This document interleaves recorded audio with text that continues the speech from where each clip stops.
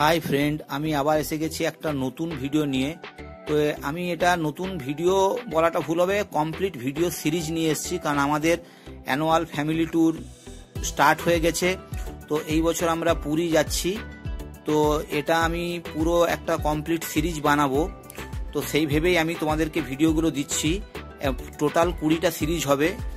তো তোমরা প্রত্যেক কটাই পার্ট দেখো এবং তাহলে একটা আইডিয়া পাবে যে পুরী যেতে গেলে কত খরচ খরচা হয় সেটাও জানতে পারবে, আর কি কি দেখছি সেগুলো তোমাদেরকে দেখাবো। তো আমরা এখন টোটো নিয়ে বেরিয়ে পড়েছি বাড়ি থেকে।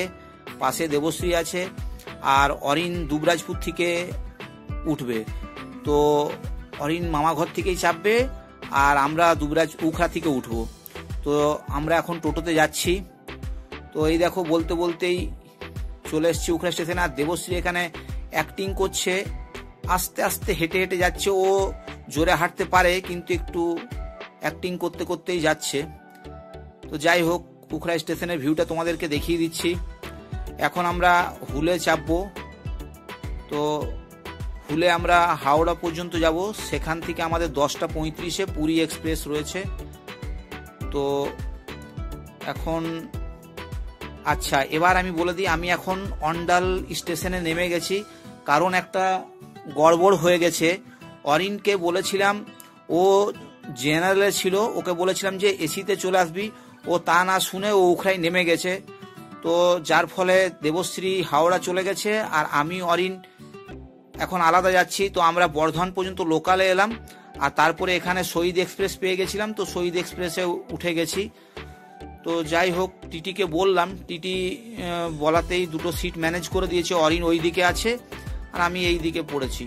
তো ফাইনালি বন্ধুরা, আমরা হাওড়া স্টেশন পৌঁছে গেছি এবং সবাই আমরা রিইউনিয়ন হয়ে গেছি। অরিনকে দেখতে পাচ্ছ, এ হারিয়ে গেছিল।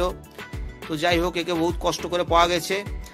আর দেবশ্রী আগের থেকেই হাওড়ায় চলে এসছে। আর এখানে একটা কোনো কিছু স্কুলের কোনো প্রতিযোগিতা ছিল। তো এখন আমরা হাওড়া 23 নম্বর প্ল্যাটফর্মে চলে এসেছি। আর আমি এইমাত্র রাতের ডিনার করে নিয়েছি।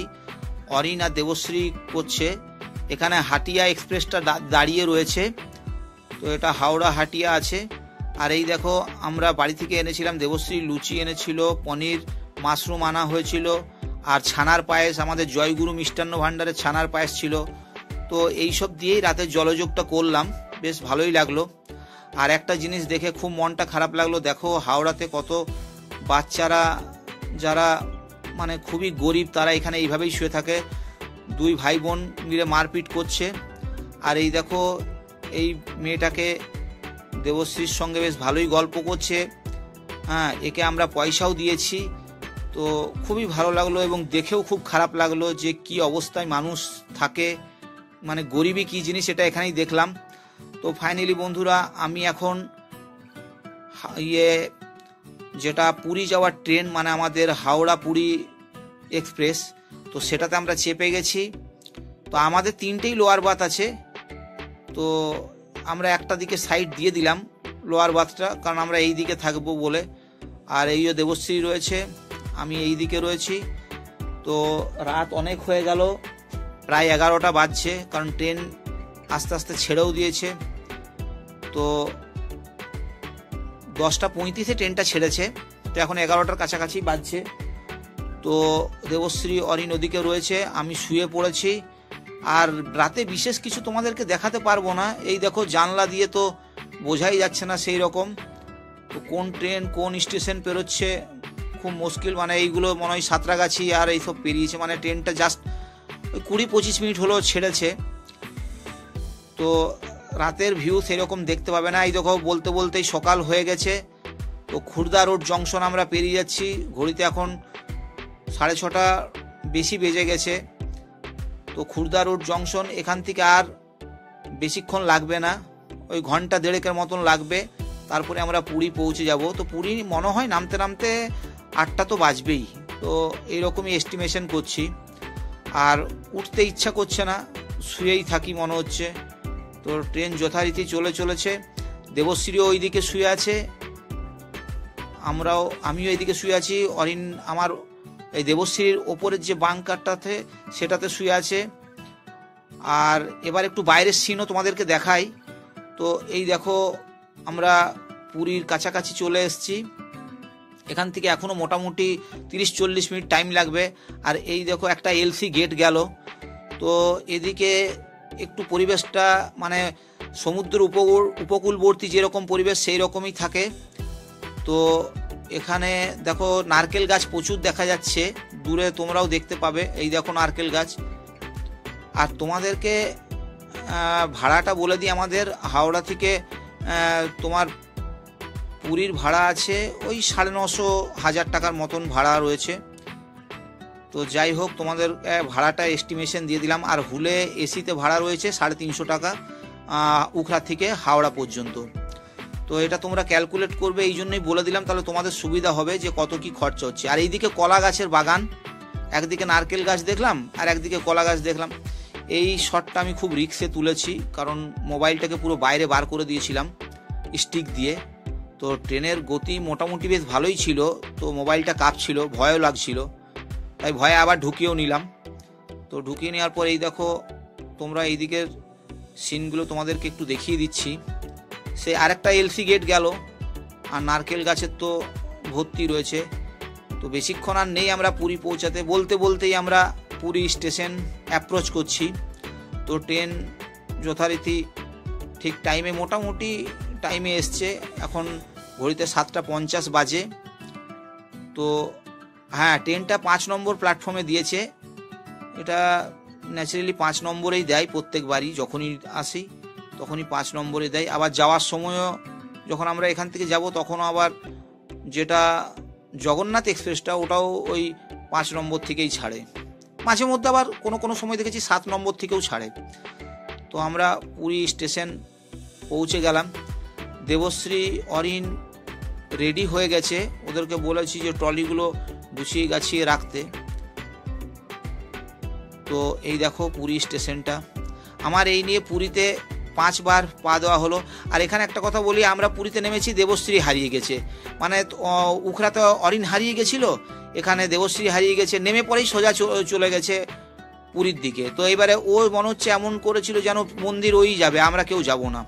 তো আমি অরিন এখানে রয়েছি আর দেবশ্রী হেঁটে চলে গেছে।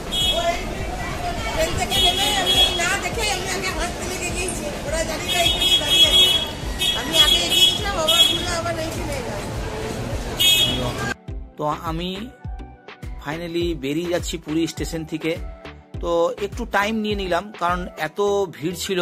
তোমরাও যখন আসবে প্রথমে কি করবে, যেই লোকগুলো নামবে ওদেরকে যেতে দাও, ভিড়টা রাশটা কমে যাক।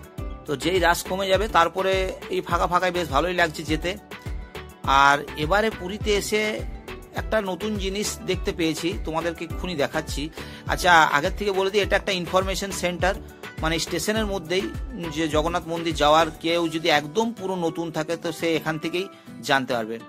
তো এই যে যেটা বললাম একটা নতুন জিনিস হয়েছে, সেটা এইটা আমি এর আগে 4 বার পুরী এসেছি, এই নিয়ে আমার 5 বার। তো এই যে শেডটা দেখছো, এই জায়গাটা নতুন হয়েছে। এখানে বিভিন্ন কিয়ক্স রয়েছে, যেমন আরপিএফ এর কিয়ক্স আছে, তারপরে may I help you kiosks রয়েছে, আর কিছু দোকানও রয়েছে, যেটা OPS 1 স্টেশন 1 প্রোডাক্ট যেটা হচ্ছে সেই রকম একটা দোকানও রয়েছে। আর আমরা ফাইনালি টোটোতে চেপে গেছি।